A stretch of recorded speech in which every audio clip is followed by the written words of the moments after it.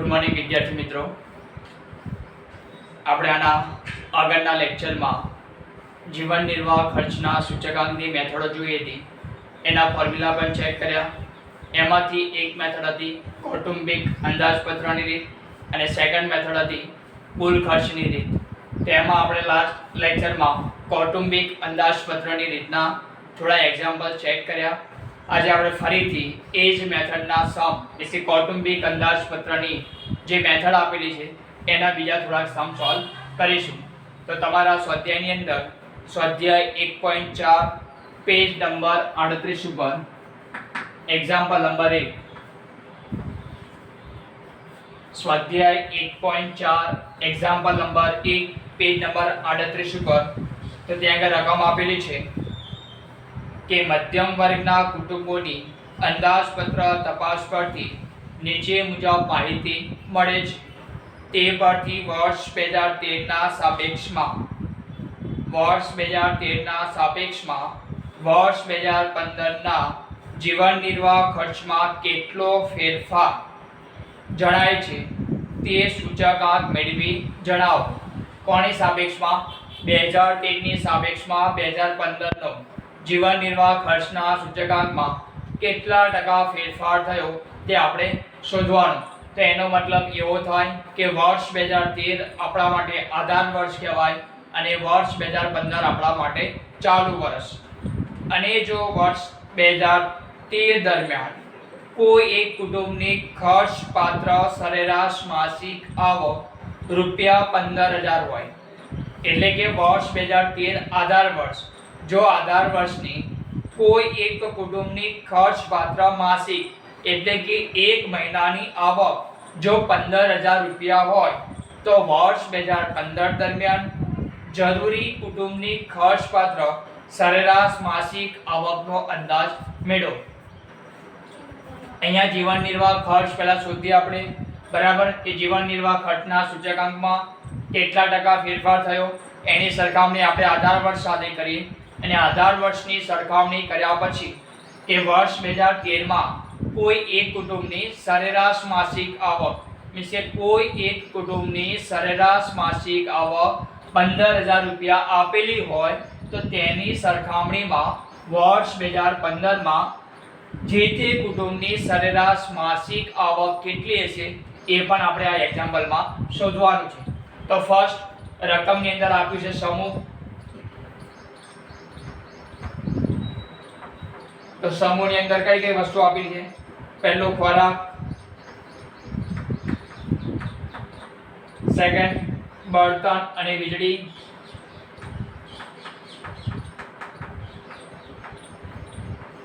એના પછી નેક્સ્ટ ભાડું,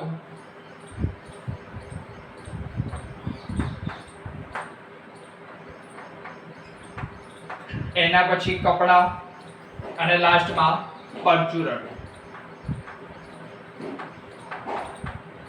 આ એક કુટુંબની અંદર સરેરાશ મહિનાની અંદર જે ખર્ચાઓ આપેલા છે, કે ખોરાકમાં આટલા પૈસા, બળતણ અને વીજળી, ભાડું, કપડાં અને પરચુરણ ખર્ચાઓમાં જે ખર્ચાઓ આપેલા છે તે અહીંયા આપેલા છે. સેકન્ડ ભાર. ભારનું બીજું નામ આપણને બધાને યાદ છે કે ભારને કયા સંકેત વડે આપણે દર્શાવીએ છીએ? W વડે. એના પછી વર્ષ 2013માં ખર્ચ. હવે વર્ષ 2013 નો ખર્ચ W આપેલું હોય તો અહીં શોધવા માટે ફોર્મ્યુલા થશે P1 ભાગ્યા P0 ગુણ્યા 100. ક્લિયર વિદ્યાર્થી મિત્રો? તો અહીંયા વર્ષ 2013 નો ખર્ચ અને વર્ષ 2015 નો ખર્ચ એટલે કે વર્ષ 2013 આધાર વર્ષ, તો આધાર વર્ષના ખર્ચને આપણે P0 વડે અને વર્ષ 2015 ચાલુ વર્ષ તો એના ખર્ચને આપણે કયા P1 તરીકે દર્શાવીશું. તો વર્ષ 2013 નો ખર્ચ એનો સંકેત P0. એ રીતે વર્ષ 2015 માં ખર્ચ એનો સંકેત P1. ધ્યાન આપજો વિદ્યાર્થી મિત્રો, આગળના લેક્ચરમાં આપણે જેટલા પણ સમ સોલ્વ કર્યા કૌટુંબિક અંદાજપત્રની રીતમાં તે દાખલાની અંદર W મીન્સ કે ભાર અને ભાવ સાપેક્ષ ટકાવારી અથવા સૂચકાંક આ ડાયરેક્ટ આપી દીધો હતો. અહીંયા W આપેલો છે પરંતુ રકમની અંદર સૂચકાંક I આપેલો નથી. બરાબર. W આપેલું હોય તો સમજી લેવાનું કે આ મેથડ કૌટુંબિક અંદાજપત્રની રીત વાળું જ એક્ઝામ્પલ હોય. સેકન્ડ W આપેલા છે પહેલા 45, એના પછી બળતણ અને વીજળીમાં 15, એના પછી નેક્સ્ટ 10, 20 અને 10, 10, 20 અને 10. સેકન્ડ 2013 ના ખર્ચ એને સંકેતમાં આપણે P0 મીન્સ કે આધાર વર્ષના ભાવ તરીકે દર્શાવીએ તો પહેલા વર્ષમાં મીન્સ કે પહેલી વસ્તુ ખોરાકમાં 3000, એના પછી 1450, એના પછી નેક્સ્ટ 1500,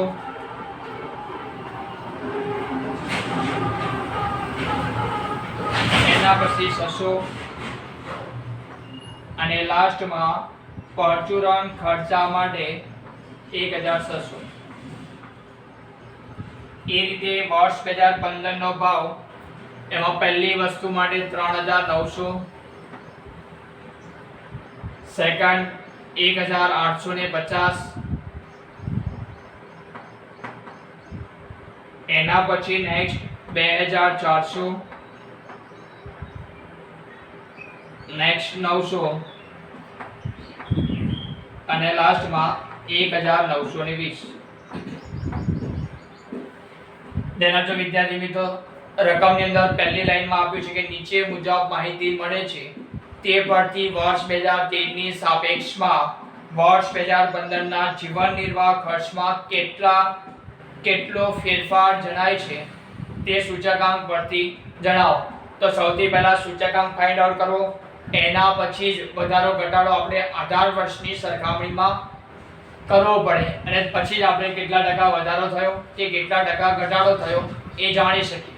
તો પહેલા સૂચકાંક શોધવાનો, એના પછી વધારો ઘટાડો અને પછી આપણને કીધું છે કે વર્ષ 2013 માં કોઈ એક કુટુંબની માસિક આવક 15000 હોય તો તેની સરખામણીમાં વર્ષ 2015 માં કેટલી આવક થાય એ આપણે શોધવાનું છે. બરાબર. એટલે ટોટલ 3 વસ્તુ અહીંયા ફાઇન્ડ આઉટ કરવાની છે. તો સૌથી પહેલા આપણે અહીંયા જ્યારે W આપેલું હોય કૌટુંબિક અંદાજપત્રની રીતથી એક્ઝામ્પલ સોલ્વ કરતા હોય તો લાસ્ટ ટાઈમ પર મેં ડિસ્કસ કરી હતી કે ભાઈ કૌટુંબિક અંદાજપત્રની રીતમાં તમને W પણ આપી દીધો હોય અને I પણ આપી દીધો હોય તો આપણે I અને W નો ડાયરેક્ટ ગુણાકાર કરતા હતા. પરંતુ રકમની અંદર W ના આપેલું હોય અથવા I ના આપેલો હોય, બરાબર, બંનેમાંથી કોઈ એક વસ્તુ ના આપી હોય તો અહીંયા I શોધવા માટે આપણા બાજુમાં એક ફોર્મ્યુલા આપેલું છે અહીંયા, બરાબર, કે I બરાબર P1 ભાગ્યા P0 ગુણ્યા 100. તો આપણે એ રીતે અહીંયા જો P1 પણ આપેલા છે અને P0 પણ આપેલા છે. અહીંયા આપણે ફર્સ્ટ ફાઇન્ડ આઉટ કરીએ P1 ભાગ્યા P0 ગુણ્યા 100 બરાબર I. જો I મળી જાય તો છેલ્લું કોલમ શું હોય? I અને W નો ગુણાકાર. તો આપણે પહેલા વર્ષની વાત કરીએ કે ભાઈ અહીંયા પહેલી વસ્તુ અહીંયા આપેલી છે કે ખોરાક. તો ખોરાકમાં P1 એટલે કે ચાલુ વર્ષનો ભાવ કેટલા? 3900 ભાગ્યા આધાર વર્ષનો ભાવ એટલે કે 3000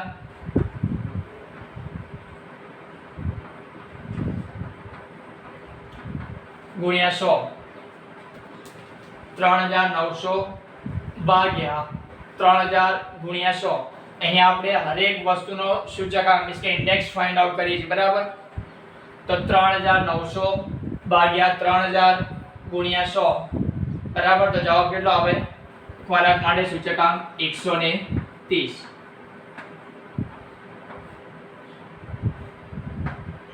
એ રીતે સેકન્ડ વસ્તુ આપેલી છે આપણને કે બળતણ અને વીજળી. તો બળતણ અને વીજળીમાં ચાલુ વર્ષનો ભાવ 1850 ભાગ્યા આધાર વર્ષનો ભાવ 1450 ગુણ્યા 100. તો 1850 ભાગ્યા 1450 ગુણ્યા 100 તો કેટલા અહીંયા આપણને મળશે? સરસ, 127.6.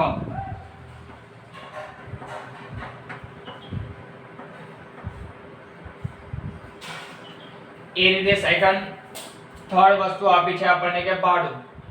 તો ભાડાનો ચાલુ વર્ષનો ભાવ 2400 રૂપિયા ભાગ્યા આધાર વર્ષનો ભાવ 1500 રૂપિયા ગુણ્યા 100.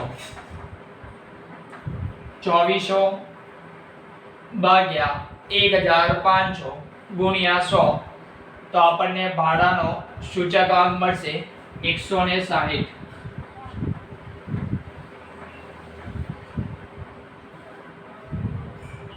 ક્લિયર વિદ્યાર્થી મિત્રો?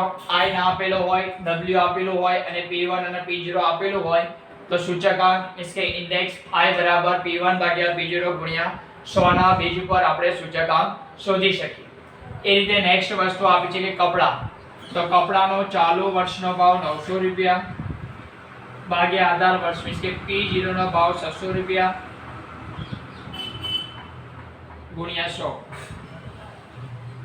તો 900 ભાગ્યા 600 ગુણ્યા 100. તો કપડાનો સૂચકાંક કેટલો? 150.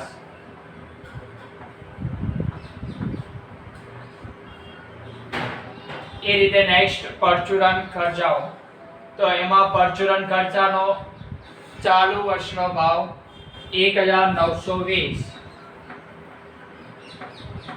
ભાગ્યા આધાર વર્ષનો ભાવ 1600 ગુણ્યા 100. તો 1920 ભાગ્યા 1600 ગુણ્યા 100. તો અહીંયા પરચુરણનો સૂચકાંક કેટલો મળશે આપણને? 120.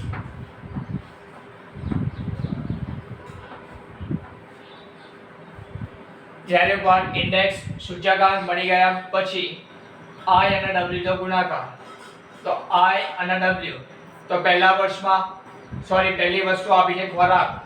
તો ખોરાકનો સૂચકાંક 130, એનો ભાર 45. તો 130 ગુણ્યા 45. તો કેટલો જવાબ આવે? 5850. સેકન્ડ એના પછી બળતણ અને વીજળી. એનો ભાર 15. તો 15 ગુણ્યા 127.6. 15 ગુણ્યા 127.6. તો 1914.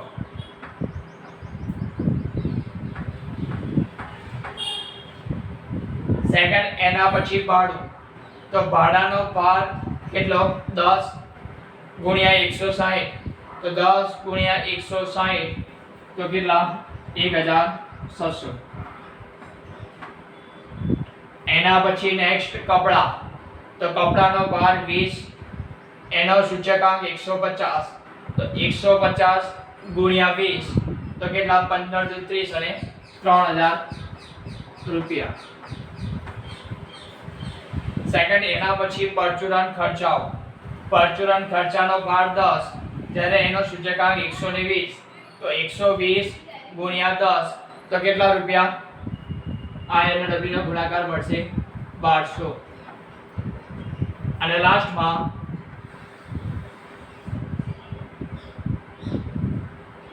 આ બધી જ વસ્તુનો મીન્સ કે I અને W નો ગુણાકાર થઈ ગયા પછી લાસ્ટ કોલમમાં આપણે સિગ્મા W નું ટોટલ કરીએ છીએ અને સાથે સાથે કોનું ટોટલ? અહીંયા સિગ્મા I W નું પણ ટોટલ કરવું પડે. તો સૌથી પહેલા સિગ્મા W. તો સિગ્મા W નો પહેલી વસ્તુનો આપણે છે 45. 45 વત્તા 15 60. 60 વત્તા 10 70. 70 વત્તા 20 90. 90 વત્તા 10 100. તો સિગ્મા W નો જવાબ કેટલો આવશે? અહીંયા 100. એ જ રીતે સિગ્મા IW.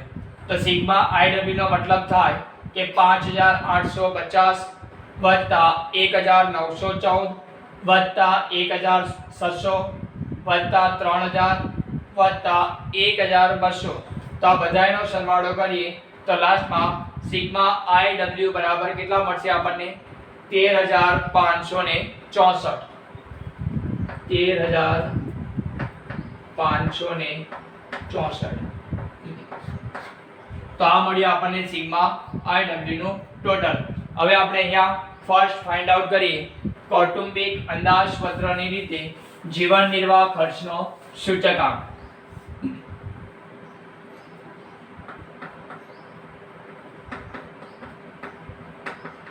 કૌટુંબિક અંદાજપત્રની રીતે જીવન નિર્વાહ ખર્ચનો સૂચકાંક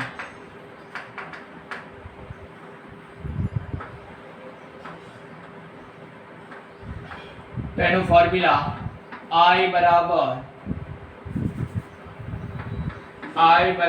સિગ્મા IW ભાગ્યા સિગ્મા W. તો સિગ્મા IW નું ટોટલ કેટલું મળ્યું આપણને અહીંયા 13564 ભાગ્યા સિગ્મા W. તો સિગ્મા W નું ટોટલ 100.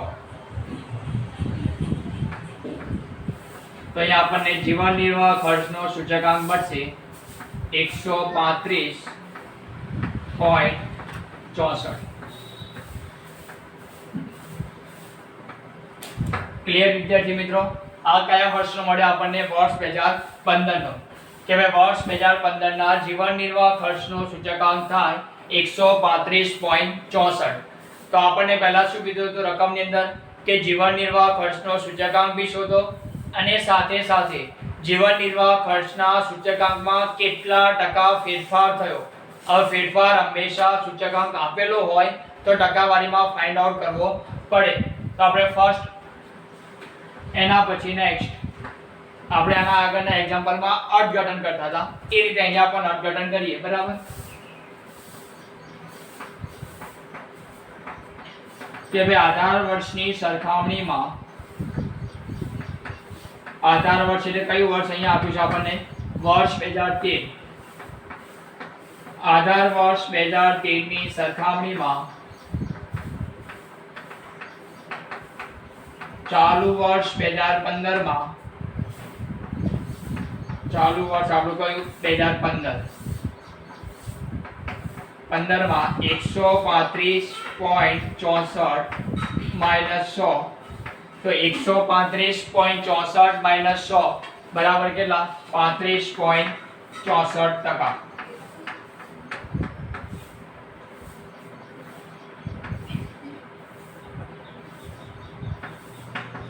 જેટલો ખર્ચમાં વધારો થયો કહેવાય.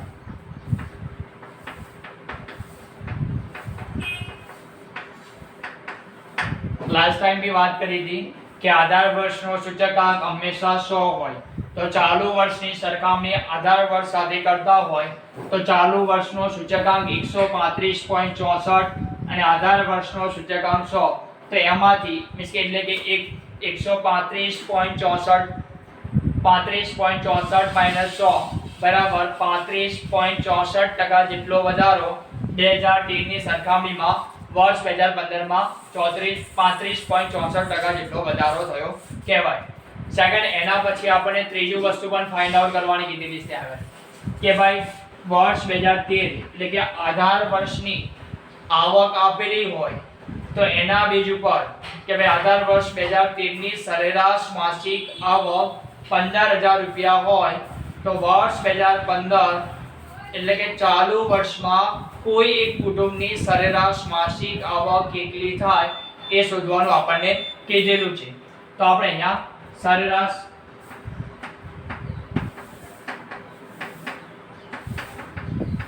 માસિક આવક શોધીએ વર્ષ 2015 ની.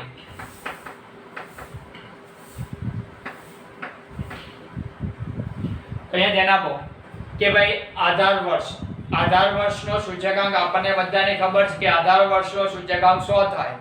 સાથે સાથે આધાર વર્ષની સરેરાશ આવક પણ આપેલી છે. કેટલા રૂપિયા? 15,000 રૂપિયા. તો આપણે ચાલુ વર્ષના સૂચકાંક પરથી આપણે કોની ચાલુ વર્ષની સરેરાશ આવક કેટલી હશે એ આપણે શોધી શકીએ. તો અહીંયા વર્ષ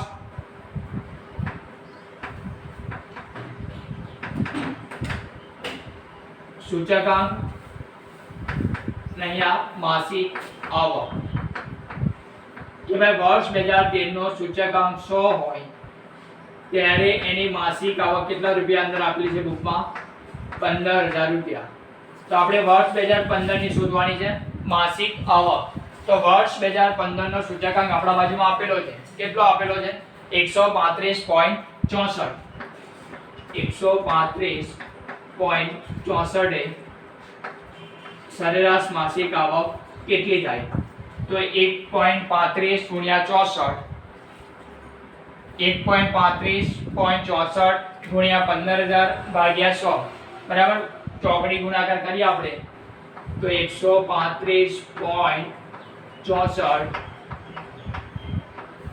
ગુણ્યા 15,000 ભાગ્યા 100, તો 135.64 ગુણ્યા 15,000 ભાગ્યા 100. ક્લિયર વિદ્યાર્થી મિત્રો? તો આપણો જવાબ કેટલો આવશે? સરેરાશ માસિક આવક બરાબર 20,346.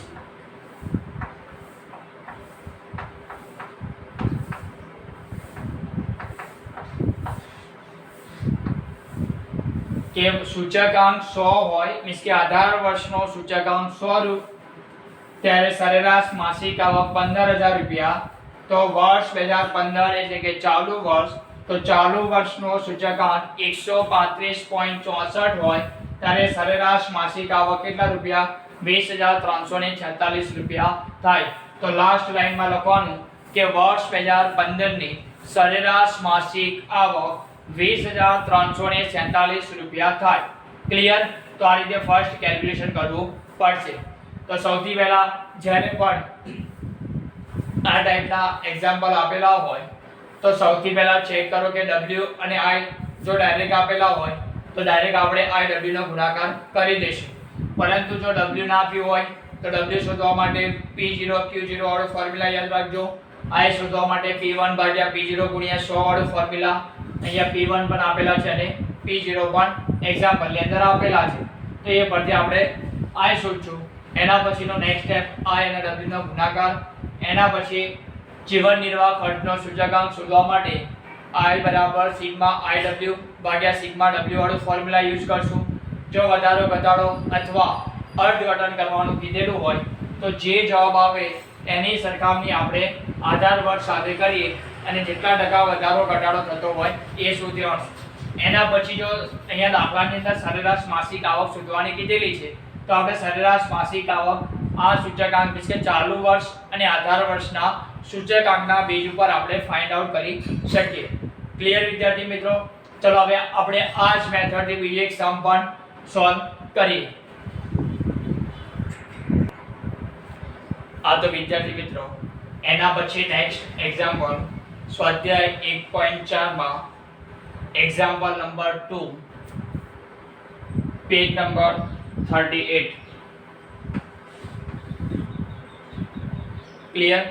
અહીંયા રકમ આપેલી છે 1.4 માં એક્ઝામ્પલ નંબર 2 કે ખોરાકી ચીજ વસ્તુઓના ભાવ અને વપરાશની નીચે આપેલી માહિતી પરથી કૌટુંબિક અંદાજપત્રની રીતે અહીંયા સ્પષ્ટ ઉલ્લેખ મેથડનો આપેલો છે કે કૌટુંબિક અંદાજપત્રની રીતે વર્ષ 2014 નો સૂચકાંક ગણો. કયા વર્ષનો? 2014 નો સૂચકાંક ગણો અને તેનું અર્થઘટન પણ કરો. હવે વર્ષ 2014 નો સૂચકાંક ગણવાનું કીધેલું હોય તો વર્ષ 2014 આપણા માટે ચાલુ વર્ષ કહેવાય અને વર્ષ 2014 સિવાય બીજું કયું વર્ષ આપ્યું છે? 2010. તો 2010 આપણા માટે શું કહેવાશે? આધાર વર્ષ કહેવામાં આવશે. ફર્સ્ટ વસ્તુ આપેલી છે કે વસ્તુમાં ઘઉં, ચોખા, બાજરી અને તુવેર દાળ. સેકન્ડ વર્ષ 2010. હવે વર્ષ 2010 માં જથ્થો પણ આપેલો છે અને ભાવ પણ આપેલો છે અને લાસ્ટમાં વર્ષ 2014 નો ભાવ. તો અહીંયા મેં પહેલા બી વાત કરી કે વર્ષ 2014 આપણા માટે ચાલુ વર્ષ કહેવાય અને વર્ષ 2010 આપણા માટે આધાર વર્ષ. જો આધાર વર્ષ 2010 હોય તો એનો જથ્થો એટલે કે આધાર વર્ષના જથ્થાને આપણે કયા સંકેત વડે? Q0 વડે દર્શાવીએ છીએ. જ્યારે આધાર વર્ષ એનો ભાવ આપેલો હોય તો એને P0 વડે. એ જ રીતે ચાલુ વર્ષનો ભાવ આપ્યો હોય તો P1 વડે દર્શાવીએ છીએ. હવે અહીંયા આપણને કૌટુંબિક અંદાજપત્રની રીતે જીવન નિર્વાહ ખર્ચનો સૂચકાંક શોધવાનું કીધેલું છે. પરંતુ અહીંયા ધ્યાન આપો વિદ્યાર્થી મિત્રો, અત્યાર સુધી આપણે જેટલા પણ એક્ઝામ્પલ સોલ્વ કર્યા એમાં કોઈ જગ્યા ઉપર w આપી દીધું હતું, i આપ્યો હોય, w આપેલો હોય તો આપણે શું કરતા હતા કે ભાઈ w આપ્યો ને તો આપણને તરત ખબર પડી જાય કે ભાઈ અહીંયા આ સિગ્મા iw ભાગ્યા સિગ્મા w વાળી મીન્સ કે જીવન નિર્વાહ ખર્ચની કૌટુંબિક અંદાજપત્રની રીતે દાખલો સોલ્વ કરવાનો છે. અહીંયા પણ કૌટુંબિક અંદાજપત્રની રીતે જ એક્ઝામ્પલ સોલ્વ કરવાનું છે, પરંતુ ફેરફાર એટલો આપ્યો છે કે ત્યાં આગળ i અને w દાખલાની રકમમાં i અને w ડાયરેક્ટ આપેલા નથી, એ આપણને શોધવાના છે. સૂચનામાં સ્પષ્ટ ઉલ્લેખ આપ્યો છે કે ભાઈ કૌટુંબિક અંદાજપત્રની રીતે જ એક્ઝામ્પલ સોલ્વ કરવું. તો આપણે જ્યારે પણ સૂત્રોની ચર્ચા કરી હતી ત્યારે આપણે લખ્યું હતું કે ભાઈ i બરાબર ના આપેલો હોય તો p1 ભાગ્યા p0 ગુણ્યા 100 વાળું ફોર્મ્યુલાના બેઝ ઉપર આપણે i શોધી શકીએ, અને w શોધવા માટે કયું ફોર્મ્યુલા હતું p0 અને q0. તો આપણે દાખલાની રકમમાં ચેક કરીએ કે ભાઈ p1 અને p0 આપેલા છે, તો ઉપર જો ભાઈ ચાલુ વર્ષનો ભાવ પણ આપેલો છે અને આધાર વર્ષનો ભાવ મીન્સ કે p1 ભાગ્યા p0 ગુણ્યા 100 ના બીજ ઉપર આપણે i શોધી શકશું, અને રકમમાં પણ બંને વસ્તુ આપેલી છે. સેકન્ડ w નો મતલબ થાય કે ભાર બરાબર p0 અને q0. તો જો આધાર વર્ષનો ભાવ અને આધાર વર્ષનો જથ્થો પણ રકમની અંદર આપેલો છે તો એના બીજ ઉપર આપણે w1 ફાઇન્ડ આઉટ કરી શકીશું. ક્લિયર વિદ્યાર્થી મિત્રો? તો ચલો આપણે દાખલાની રકમ પ્રમાણે રકમ મૂકીએ. પહેલી વસ્તુની અંદર આપ્યું છે ઘઉં, એના પછી નેક્સ્ટ ચોખા, એના પછી નેક્સ્ટ બાજરી, અને લાસ્ટમાં તુવેર દાળ. નેક્સ્ટ કોલમ વર્ષ 2010, વર્ષ 2010 કૌંસમાં લખવું હોય તો લખજો આધાર વર્ષ. હવે આધાર વર્ષ આપેલું હોય એનો જથ્થો કીધો છે આપણને, તો આધાર વર્ષના જથ્થાને Q0 વડે અને આધાર વર્ષના ભાવને P0 વડે દર્શાવાય. આધાર વર્ષ આપ્યું હોય તો 0 યાદ રાખવાના, જથ્થો કીધું હોય તો Q અને ભાવ કીધું હોય તો P. એ રીતે વર્ષ 2014, તો 2014 આપણા માટે ચાલુ વર્ષનો ભાવને કયા સંકેત વડે આપણે P1 તરીકે દર્શાવીશું.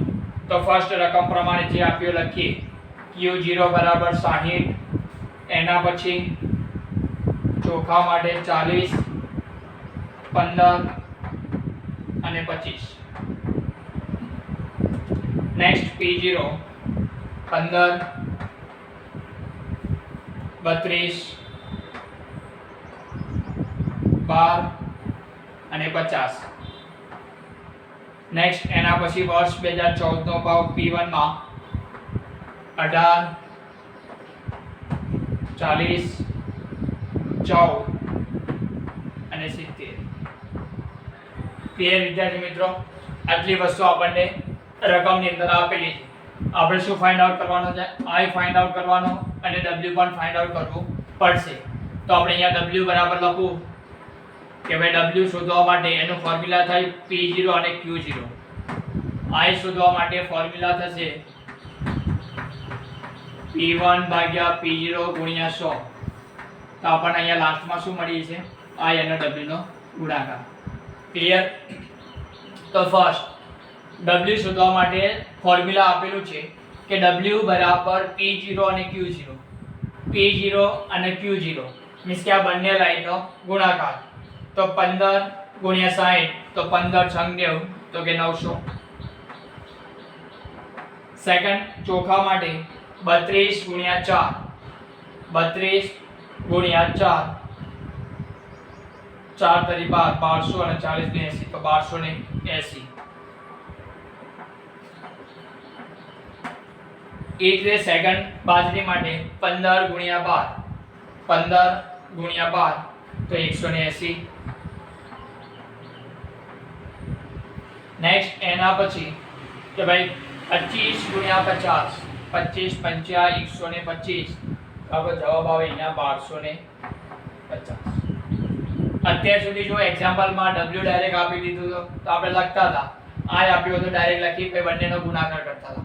પરંતુ જો દાખલાની રકમની અંદર આપણને આઈ અને ડબલ્યુ ના આપેલો હોય અને સૂચનામાં કીધું હોય કે કૌટુંબિક અંદાજપત્રની રીતે જીવન નિર્વાહ ખર્ચનો સૂચકાંક ગણો, તો પહેલા આઈ શોધવા માટે આ ફોર્મ્યુલા યુઝ કરો અને ડબલ્યુ શોધવા માટે P0 અને Q0 વાળું ફોર્મ્યુલા ઉપયોગમાં લેવું અને લાસ્ટમાં આઈ ડબલ્યુ નો ગુણાકાર કરવો.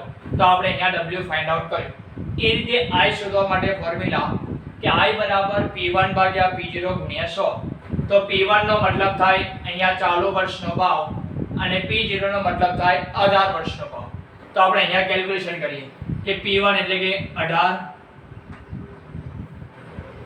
ભાગ્યા P0 એટલે કે 15. તો 18 ભાગ્યા 15 ગુણ્યા 100. 18 ભાગ્યા 15 ગુણ્યા 100. તો જવાબ કેટલો આવે? 120.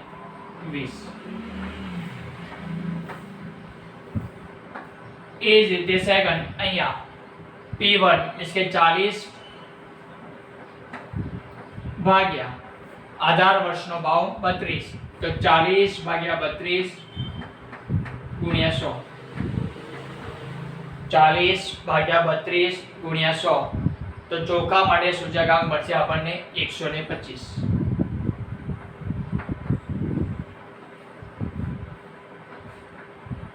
એ જ નેક્સ્ટ બાજરી. તો બાજરીમાં P1 આપ્યું છે 14 અને P0 12. તો 14 ભાગ્યા 12 ગુણ્યા 100. તો 14 ભાગ્યા 12 ગુણ્યા 100. તો કેટલો જવાબ આવશે? બાજરી માટે સૂચકાંક 116.67. સોરી 116.7. 116.7. એ રીતે તુવેર દાળ. તો તુવેર દાળ માટે P1 એટલે કે 70. 70 ભાગ્યા કેટલા થશે અહીંયા? 50. 70 ભાગ્યા 50 ગુણ્યા 100. તો 70 ભાગ્યા 50 ગુણ્યા 100. તો લાસ્ટમાં જવાબ આવશે 140. ક્લિયર વિદ્યાર્થી મિત્રો? તો આપણે આ રીતે W ફાઇન્ડ આઉટ કર્યું, એના પછી I ફાઇન્ડ આઉટ કર્યું. હવે સેકન્ડ થર્ડ કોલમ લાસ્ટમાં આપ્યું છે કે IW નો ગુણાકાર, મીન્સ કે I અને W. W આપેલા છે આપણા 900 અને I આપણો 120. કઈ વસ્તુ માટે? ઘઉં માટે.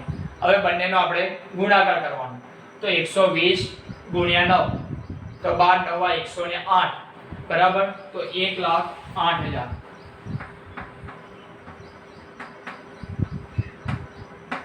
સેકન્ડ 125 ગુણ્યા 1280.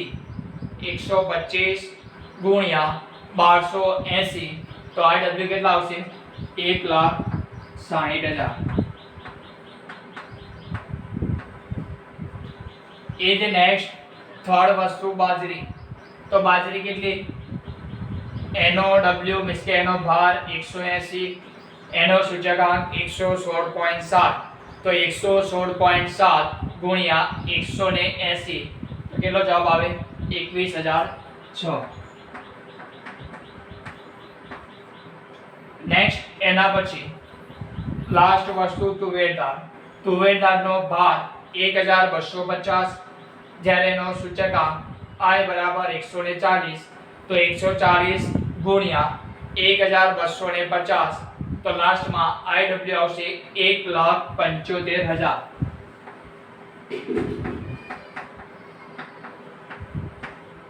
ક્લિયર વિદ્યાર્થી મિત્રો? આ આપણે ફાઇન્ડ આઉટ કર્યું I અને W. તો હવે આપણે સિગ્મા IW ફાઇન્ડ આઉટ કરીએ અને સિગ્મા W. તો અહીંયા સિગ્મા IW નું ટોટલ કરો.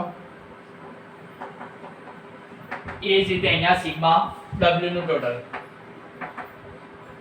તો સિગ્મા W બરાબર 900 પ્લસ 1,280 પ્લસ 180 પ્લસ 1,250. તો લાસ્ટમાં સિગ્મા W બરાબર આવશે 3,610. 3,610. એ જ રીતે IW નો ટોટલ કરીએ તો 1,08,000 પ્લસ 1,60,000 પ્લસ 21,006 પ્લસ 1,75,000 રૂપિયા. તો લાસ્ટમાં સિગ્મા આઈ ડબલ્યુ બરાબર કેટલી રકમ આવે ટોટલ કરો ચલો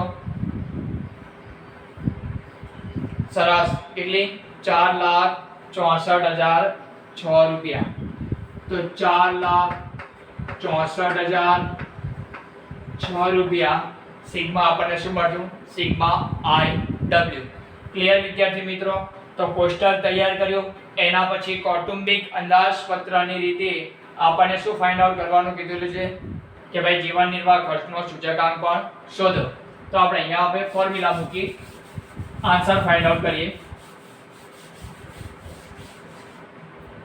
તો અહીંયા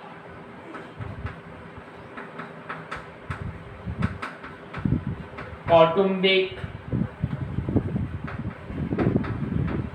અંદાજપત્રની રીતે સૂચકાંક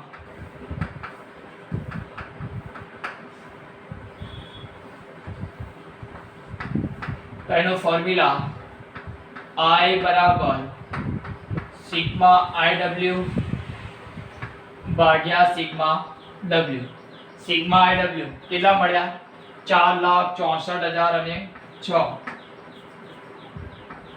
4,64,006 સેકન્ડ સિગ્મા W બરાબર કેટલા 3,610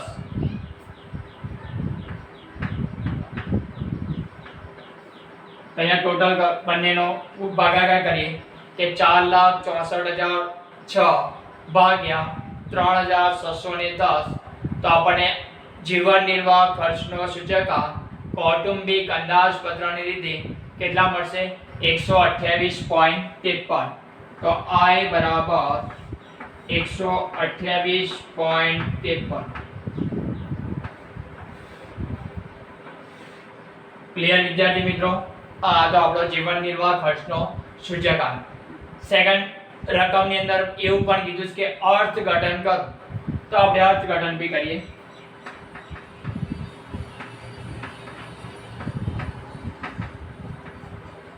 હંમેશા અર્થઘટન કરવાનું કીધેલું હોય તો ચાલુ વર્ષની સરખામણી આધાર વર્ષ સાથે કરવાની બરાબર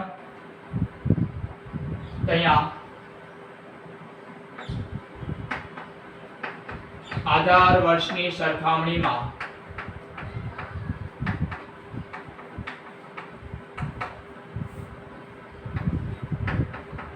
ચાલુ વર્ષ એટલે કયું અહીંયા આપીશું આપણને વર્ષ 2014 એનો સૂચકાંક 128.53 માઈનસ આધાર વર્ષનો સૂચકાંક 100 તો 128.53 માઈનસ 100 કરીએ તો આપણે કેટલા 28.53% જેટલો ભાવમાં વધારો થયો કહેવાય તેમ કહેવાય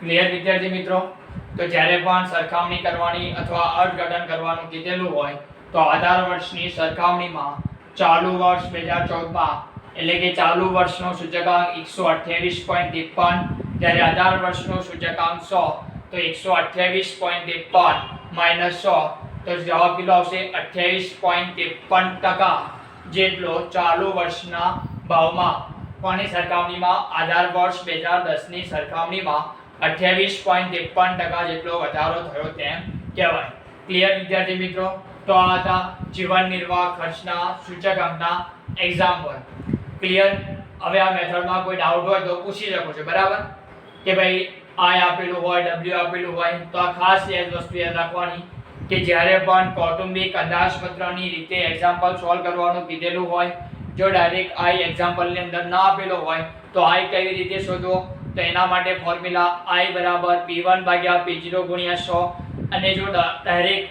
W રકમની અંદર ના આપ્યું હોય તો W બરાબર ફોર્મ્યુલા થશે P0 અને Q0 મીન્સ કે આધાર વર્ષનો ભાવ અને આધાર વર્ષના જથ્થા વડે બરાબર આ ફોર્મ્યુલા આ એક્ઝામ્પલની અંદર મીન્સ કે બુકની અંદર આપેલું છે આપણે એક્સેપ્ટ કરવાનું બરાબર કે ભાઈ આ ફોર્મ્યુલાના બેઝ ઉપર W શોધાય આ ફોર્મ્યુલાના બેઝ ઉપર I એટલે કે સૂચકાંક ઇન્ડેક્સ ફાઇન્ડ આઉટ થાય એના પછી IW ભાગ્યા સિગ્મા W ના બેઝ આધારે આપણે આ ટાઈપના એક્ઝામ્પલ સોલ્વ કરી શકીએ